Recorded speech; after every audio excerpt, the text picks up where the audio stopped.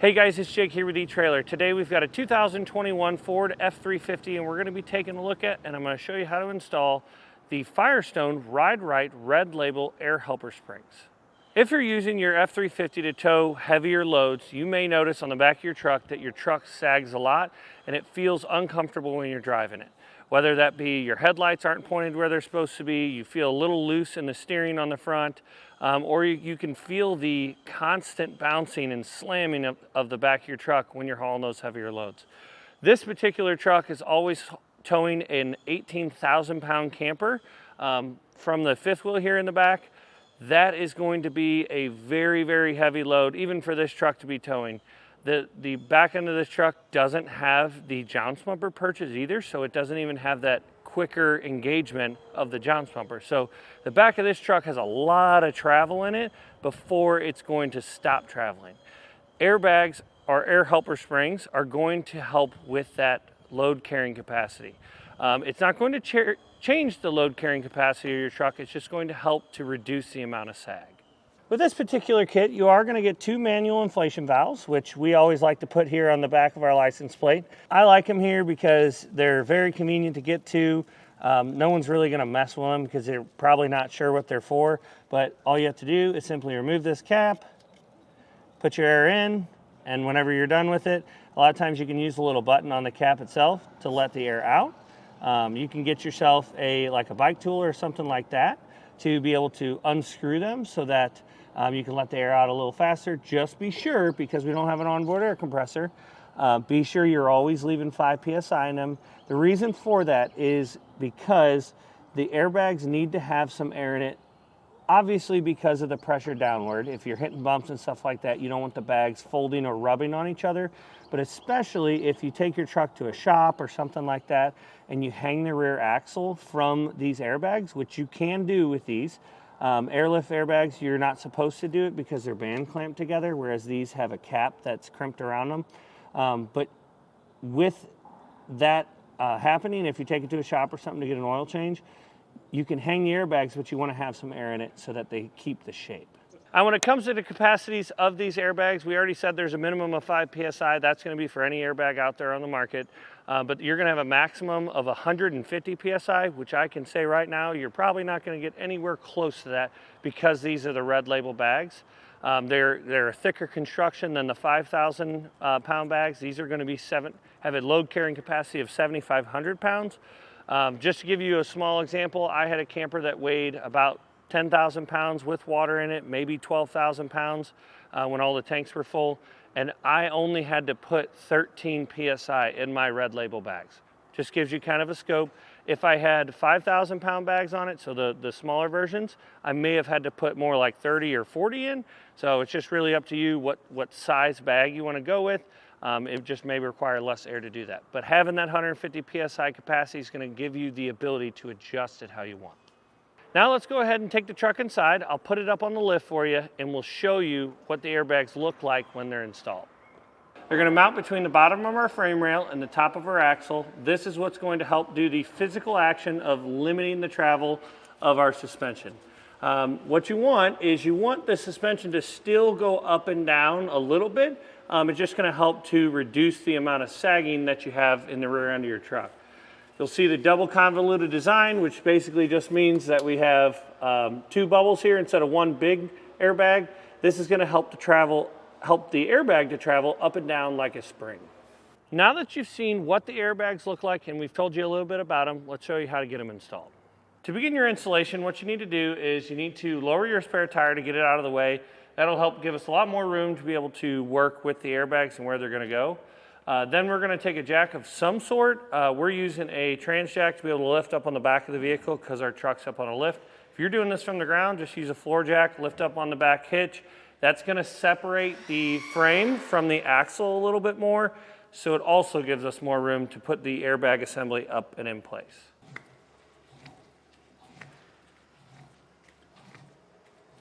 Next, we're going to come up to our jounce bumpers, and we're going to take these off with a 15 millimeter socket. Just take off each of these nuts.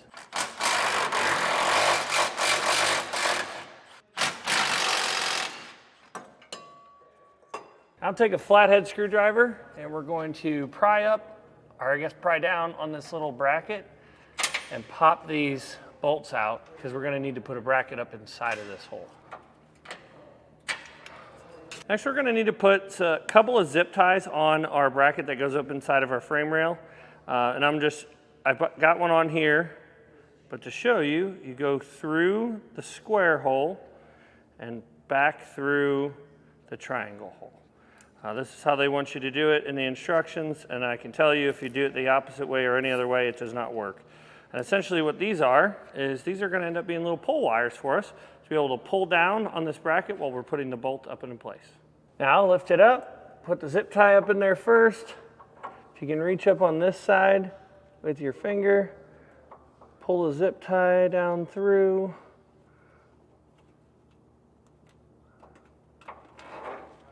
And then may have to rotate this a little bit to get that to toss the head of the zip tie up in there first and then pull it down through.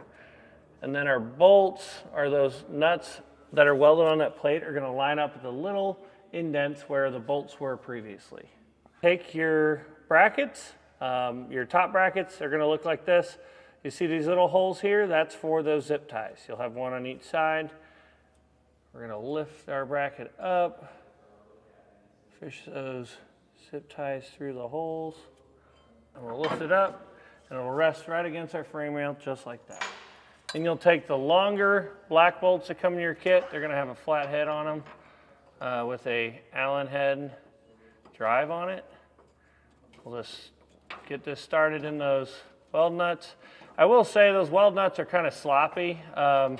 May not be a bad idea to kind of test fit the bolt to see how hard it's going to be, just so you know that you're not cross-threaded when you're threading these in. We'll take a 5.5 millimeter Allen key and tighten these up.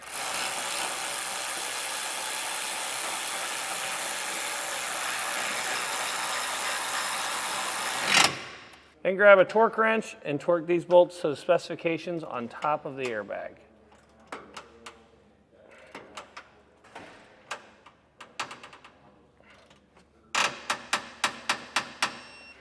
Next, we're going to put our lower bracket together. I've already got this one together so I can show you a little bit easier.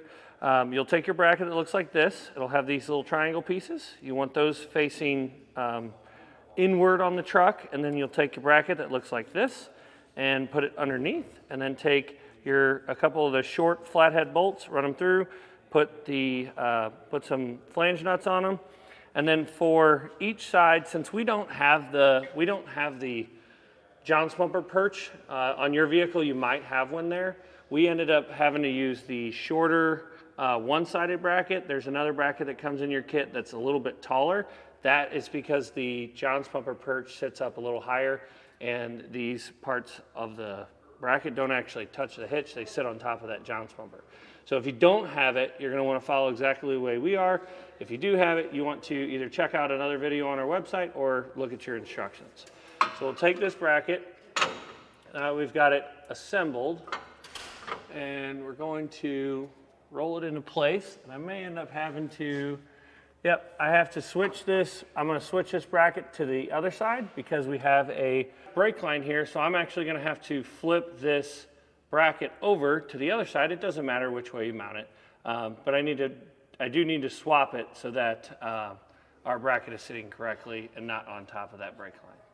We've got that bracket flipped around, and I'm just gonna, real quick, I'm gonna cut these zip ties off. You can do it as soon as you're done tightening those. But what we need to do now is, I know we just lifted it up into place, and that helped us to get the John's bumper down a little bit easier, but you wanna lower your truck back down onto the factory suspension and at the normal ride height, and then take a measurement from the top of this bracket to the bottom of this bracket. Look in your instructions. It'll tell you if you do or do not have to use the spacer that comes with the kit. We've already done that. Our spacing is about 6.5 inches, or more like 6 3/4, so we are going to have to use the spacer. Now we've got our airbag upside down. We've got our long bolt, our spacers in there. You'll have a little bushing that goes in between it. And we'll take this, drop it down. We're just going to Thread this bolt in loosely because we'll have to lift this whole assembly up into place, mark it for however this airbag needs to be turned like this, and forward and backwards, and then we can pull it back down, but we're going to show you how to do that. Now we'll take this assembly, we'll lift it up into place, and we'll have to push down a little bit, but you shouldn't have to push down too much because we got the suspension spread out a little bit. What you want to do, there's two sets of holes here. You're going to want to use the forward set of holes on each side of the vehicle. So if you're doing the driver's side, you want to still use the front set to lock it in. And you'll feel this little tab that you can see. That little tab is going to go in that smaller back hole. We'll get it lined up. What you want to do is make sure that the bottom bracket is parallel to the top bracket, which you can kind of see in the airbag. It'll fight you if it's not. And then what we'll do is we're going to make sure that it's straight this way, like forward and backwards. And then we're going to leave it there. We're going to mark the bag, this, the spacer, and then this bracket, the lower bracket. That way, when we take it off, we know where it has to be bolted down to. The other thing you want to do is you want to try to reach under here and put a little mark on that bolt we just put in the bottom of the bag. Now you make sure your 3 lines are lined up here. Your line is lined up in the middle of the bolt on the bottom. We'll take a torque wrench, very carefully torque this down to the specifications that are listed on top of this airbag.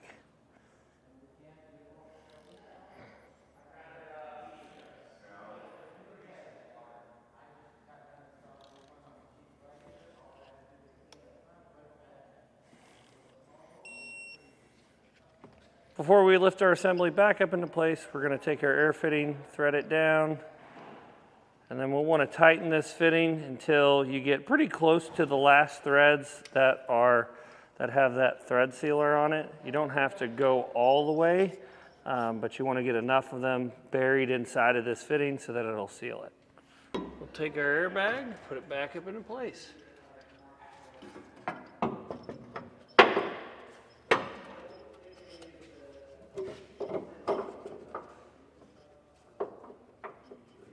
And we'll take the large nylon lock nut that comes in our kit and thread this onto the top.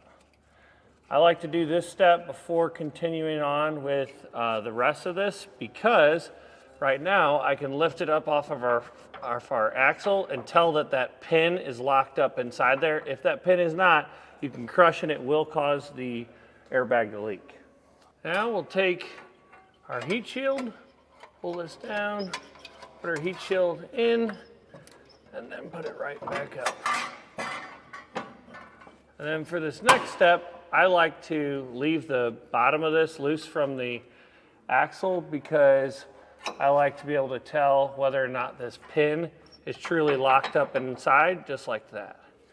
So we'll take our large nylon lock nut that comes in our kit and thread that on the top here.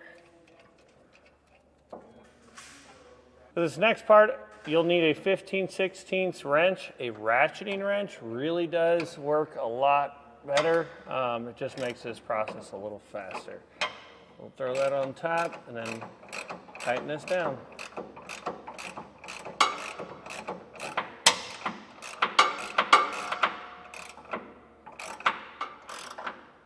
Then you'll want to grab a torque wrench and torque this nut down to the specifications in the instructions. I can tell you this is pretty difficult to do.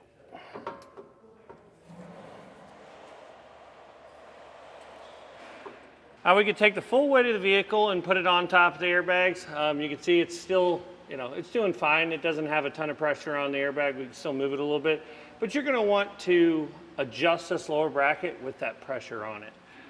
Now we're going to take the bracket that looks like this. This little notch here is designed to fit in between these, the U-bolt on the outside of our spring assembly here. So we're going to have to slide this up and in there. The tricky part here is that we also have these 4 bolts that have to go through the back side of here and come out through these holes on our lower bracket.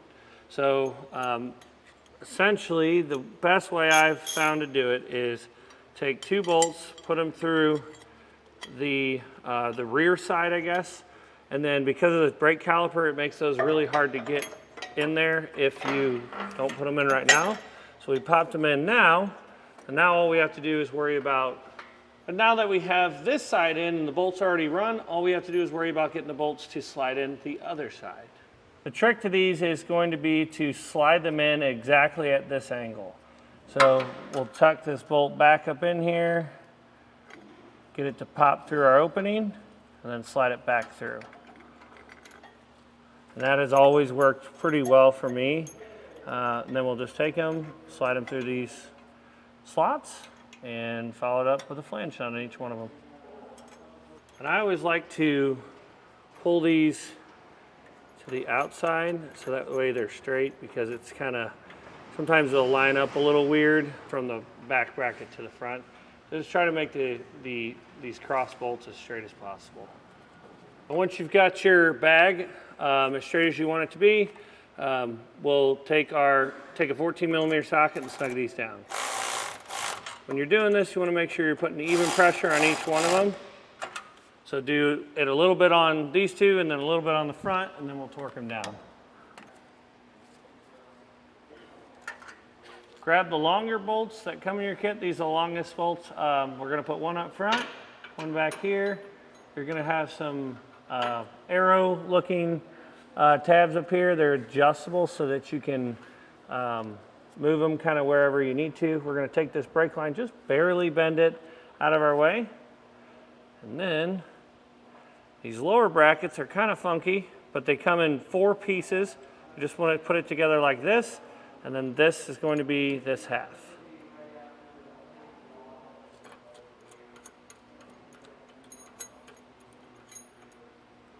Then we'll take another carriage bolt. There's only going to be 2 of these in your kit. We'll slide it through the front side here, and then we'll line it up with the back.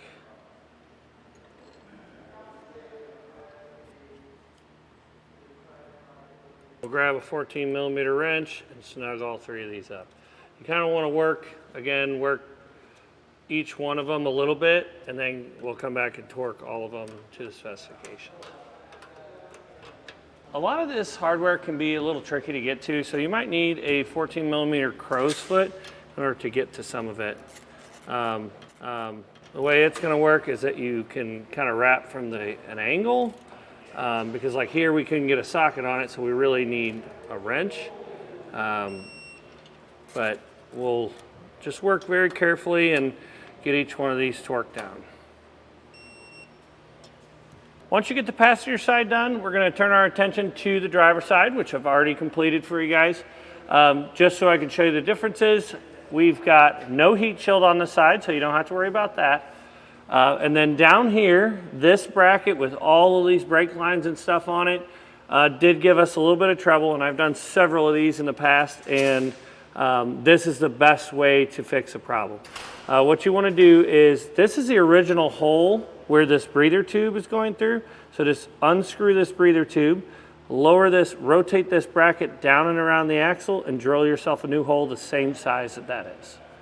And the reason for that is because this bracket gets in the way of us mounting our lower bracket for our airbag. So you will have to move it, rotate it around the axle in order to get our lower bracket in place. One thing I would recommend, if you have this factory sway bar, I would recommend taking this front threaded portion here, this bolt, and cut any excess off that you don't need on there. Maybe leave a 1/2 inch of threads showing through on the bottom of this bolt, but I would cut most of it off so that it doesn't interfere with our sway bar like it is now.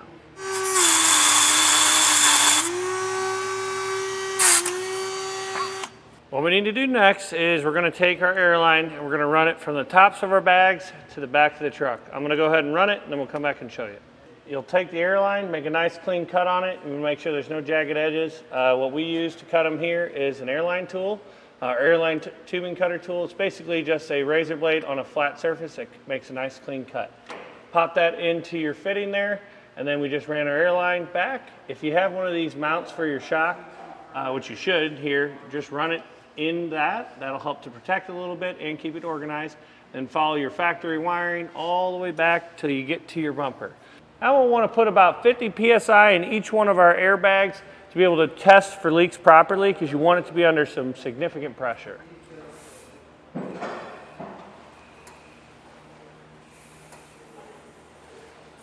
Take a bottle of soapy water. This is just this soap and water mixed into a spray bottle.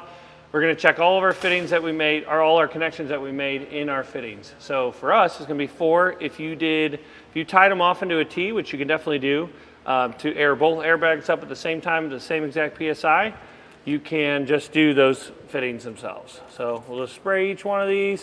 And what you're looking for is right here.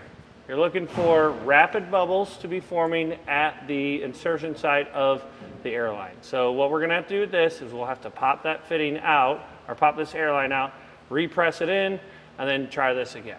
Once you've fixed all your leaks and you put your spare tire back up into place, that's gonna do it for the installation. Hopefully this video will help you decide whether or not the Firestone air helper springs is right for you and your 2021 Ford F-350.